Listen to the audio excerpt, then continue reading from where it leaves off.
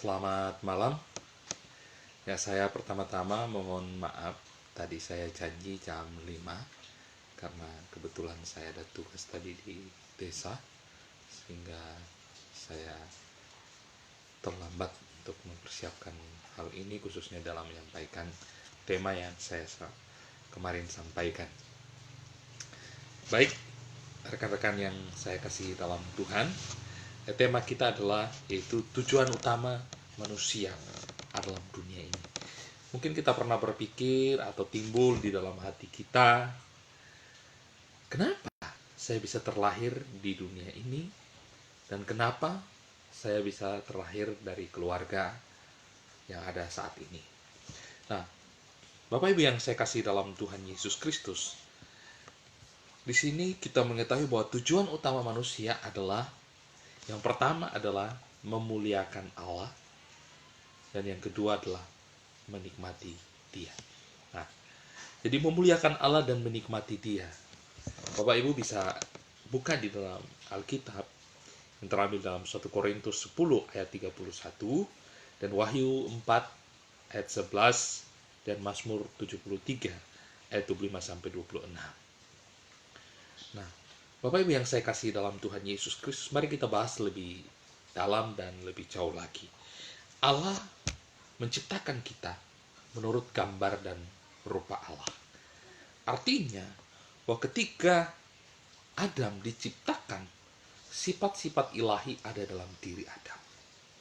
Nah, ketika Adam diciptakan pertama kali, sebelum ia jatuh di dalam dosa, sesungguhnya hidupnya berpusat kepada Allah, bukan kepada dirinya sendiri. Sekali lagi, Adam ketika diciptakan sebelum ia jatuh di dalam dosa, maka dia atau hidupnya berpusat kepada Allah, bukan berpusat kepada diri sendiri. Di mana pemikirannya, perilakunya, hanyalah kerinduan untuk melayani Allah serta bersukacita di dalam Allah. Ini perlu kita garis bawahi. Akan tetapi ketika Adam jatuh di dalam dosa, maka yang tadinya kerinduannya untuk menyenangkan hati Tuhan, untuk melayani Tuhan, itu terbalik 180 derajat. Karena dosa merasuki tubuh, pikiran, dan seluruh hidup daripada Adam, maka Adam mulai memikirkan tentang dirinya sendiri. Bagaimana jika ia yang memiliki keagungan, bagaimana jika ia yang menikmati dirinya sendiri. Ini bisa kita gambarkan dua kerangka pikir. Seperti ketika Adam sebelum jatuh di dalam dosa, maka segala sesuatu yang dilakukan oleh Adam, baik itu pekerjaannya, baik itu pendidikannya, baik itu rekreasi, keluarga, semuanya dipersembahkan untuk Allah. Dengan kata lain adalah teosentris. Nah, sementara ketika Adam telah jatuh di dalam dosa dan seluruh keturunannya, maka segala sesuatu yang dilakukan oleh Adam adalah berpusat kepada diri sendiri. Seperti pekerjaan, pendidikan, rekreasi, menikah, keluarga, semuanya berpusat kepada diri sendiri. Atau yang kita kenal dengan egosentris. Nah, berarti di sini kita bisa menemukan sungguh luar biasanya dosa merusak kehidupan Adam. Nah, memuliakan Allah bukan berarti menjadikan Allah itu mulia. Karena sejatinya Allah telah mulia sejak dari kekekalan. Tetapi di sini yang dimaksud adalah bagaimana kita sebagai ciptaan mencerminkan keagungan Tuhan, mencerminkan kemuliaan Tuhan dalam tingkah laku kita, dalam perbuatan kita, dalam pikiran serta perkataan kita. Itu yang dimaksud dengan memuliakan Allah. Nah, berbeda halnya dengan ciptaan-ciptaan lain.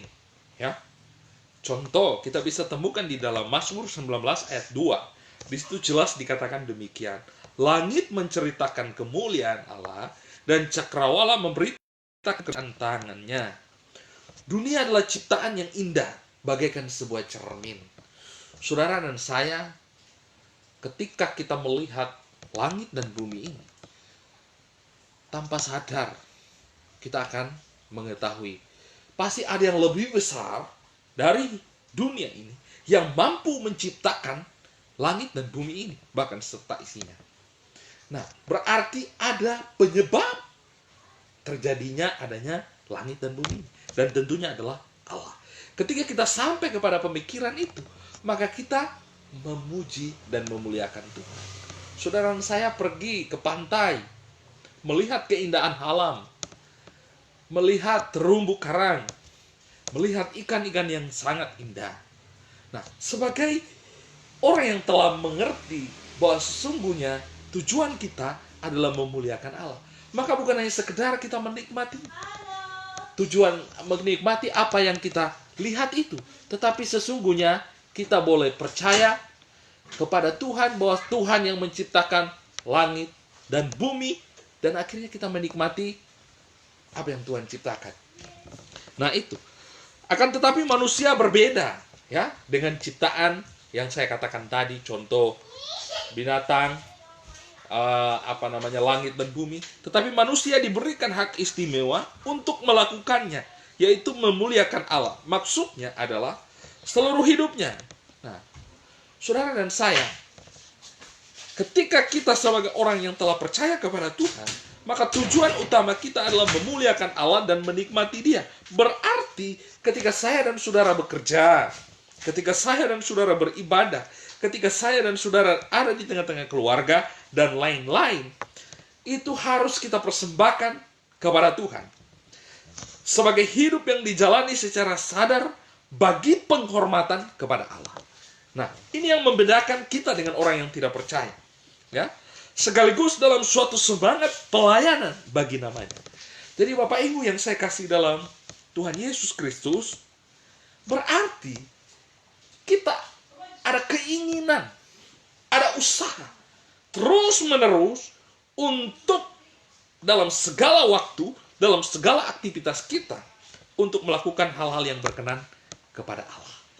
Nah, Bapak Ibu yang saya kasih dalam Tuhan Yesus Kristus, nah, kita yang percaya kepada Tuhan, ketika saya dan saudara mengakui Yesus sebagai Tuhan dan Juru Selamat, maka tadinya yang kita belum percaya, berarti upah dosa atau kutuk daripada dosa itu adalah maut. Dan tadi hidup kita yang rusak kembali diperbaharui, disucikan melalui kematian dan kebangkitan Yesus Kristus yang menyelamatkan kita.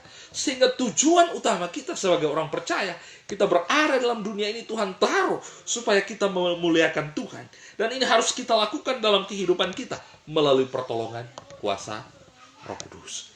Nah, Bapak Ibu yang saya kasih dalam Tuhan Yesus Kristus, mungkin kita bertanya, orang yang melayani di gereja yang bisa memuliakan Tuhan, atau orang yang bertugas sebagai pendeta, penginjil, penatua, diakon, dan lain sebagainya. Tidak, Bapak Ibu. Ya? Setiap manusia mampu memuliakan Allah dalam hidupnya jika dia sudah ada di dalam Kristus. Oleh karena itu, manusia yang sudah percaya kepada Kristus dimampukan melalui kuasa Roh Kudus untuk memuliakan Allah dan menikmati Dia di sepanjang hidupnya. Nah, Bapak Ibu, kesimpulannya adalah begini. Sebagai orang percaya, kita yang ada di dalam dunia ini, untuk memuliakan Allah dan menikmati Dia, itu adalah tujuan utama kita. Jadi jawabannya Bapak Ibu, kenapa kita boleh ada di dunia ini sampai hari ini? Tujuannya, Tuhan mau supaya kita memuliakan Allah dalam segala keberadaan hidup kita, dalam pekerjaan dan usaha kita, serta menikmati Dia. Artinya apa? Menikmati segala ciptaan yang Tuhan telah berikan bagi setiap kita, untuk kita kelola dengan baik, dengan penuh ucapan syukur. Kita kembalikan pujian dan penyembahan kita kepada Tuhan. Nah, artinya bahwa seluruh hidup, aktivitas kita, semua kita lakukan dengan sungguh-sungguh di hadapan Tuhan. Jika kita dipanggil menjadi hamba Tuhan, mari kita lakukan pelayanan kita dengan sungguh-sungguh, tanpa ada unsur motivasi-motivasi yang lain. Hanya motivasi mau mengagungkan Tuhan dan mau melayani Tuhan. Jika kita sebagai dokter, PNS, karyawan, karyawati, petani, atau ibu rumah tangga, dan pekerjaan yang lain. Lakukan semua itu dengan sungguh-sungguh sebagai penghormatan kita kepada Tuhan. Bukan untuk menerima pujian, tetapi kita lakukan dengan semangat pelayanan kita kepada Tuhan. Contoh, Bapak Ibu, khususnya ibu rumah tangga yang ada di rumah, ketika mencuci piring, ketika kita lakukan sebagai persembahan untuk memuliakan Tuhan, sebagai penghormatan kita kepada Tuhan, maka kita lakukan dengan penuh sukacita. Ya.